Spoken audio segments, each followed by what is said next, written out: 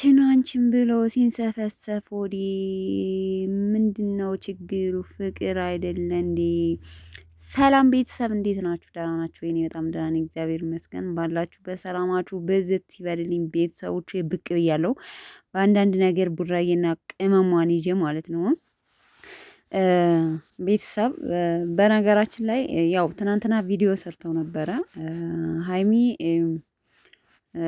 ምንም ፍቃደኛ አይደለችም ወደ ብሩኬ ለመመለስ። አይታችሁታል ቪዲዮውን። ብሩኬ አሞኛል በማለት እኔ ጋ ሁኚ፣ እኔ ጋ እደሪ ምናምን ብዙ ነገር ሲላት፣ እኔ መቀለጃ አይደለውም፣ እኔ ሀይሚ ስትፈልጉ የምታባረሩኝ ስትፈልጉ ደግሞ ነይ የምትሉኝ አይደለውም፣ ለእኔ ስሜት አታስቡም ወይ ብላ በጣም ስሜታዊ ሆና ብሩኬን ስታናግረው ነበረ ማለት ነው። እና ቤተሰቦቼ ምን ልላችሁ ፈልጌ ነው በጥቅሉ ማለት ነው። ያው ብሩኬ ይቅርታ አላደረግሽልኝም ይቅርታ አድርግልኝ ብሎ ነበር። እሷ ግን ይቅርታ ልታደርግለት አልቻለችም። በነገራችን ላይ እኮ ስናስበው ግን ማለት ነው በተደጋጋሚ ተበዳዩ ሀይሚ ናት። ታውቃላችሁ? በተደጋጋሚ ብዙ ጊዜ ያው ወንድ ልጅ በዳይ ነው፣ ችት የማድረግ በቃ በትዳር ላይ የሚማግጠው ብዙ ጊዜ ወንድም ስለሆነ በሚዲያውም ላይ እያሳዩን ያሉት ወንድ ልጅ ነው። በቃ ሴት የሚያገለባብጠው ማለት ነው። አሁን ሀይሚ አንድ ቀንም ወንድ ይዛ መታ እንዲህ አርጋ ብለው በተለይ ይሄን ሰሞን አታውቅም ማለት የሚበዛው በወንዱ ነው። በትክክለኛ ህይወት ደረጃም ስትሄዱ ወንድ ነው የሚማግጠው። ይኸው ሚዲያውም የሚያስተምረን ወንድ ነው በብዛት ሴት የሚያገለባብጠው ማለት ነው። ምክንያቱም አብርሽና ብሩክ እያስተማሩን ነው። ያም ማለት እነሱ ስራ እየሰሩ ነው፣ ግን ደግሞ ሪሊ ላይፉ ይሄ ነው። በቃ ትክክለኛ ላይፍ ስትኖሩ ቤቱን ልጆቹን ቁጭ አድርጎ ሚስቱን ቤቱ ቁጭ አድርጎ ወንድ ነው ቺት የሚያደርገው፣ ሴት ልጅ ሳትሆን ማለት ነው። እኔ እንጃ ሴት ልጅ ከስንት አንድ ካልሆነ ትዳር ላይ ከገንባች ሴት ልጅ ቺት አታረግም፣ እውነት ለመናገር ማለት ነው። እና ምን ልላችሁ ፈልጌ ነው፣ ያው ሀይሚ ይቅርታ አላረግም እናንተ በእኔ ስሜት ማናችሁና የምትጫወቱት ብላ እንግዲህ አሞኛል ምናምን ብሎ ቢተኛኝ አባትም እሷ ፈቃደኛ አልሆነችም።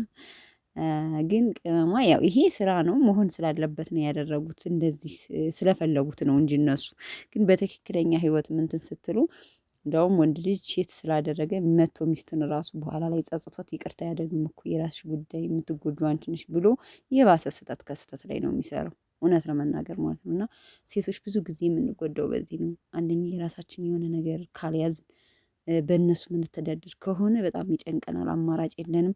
እየታሹ እየተበደሉ ይቀመጣሉ። ለዛ ከሆነ ሴቶች አረብ ሀገር ሂደን በስነ ስርዓት ኮንፊደንስ ኑሮን ራሳችን እንችለን ጠብረር ብለን የራሳችን የሆነ ነገር ኑሮን ከዛ ጥርግ ቢል ጥርግ ይበል ማለት ነው።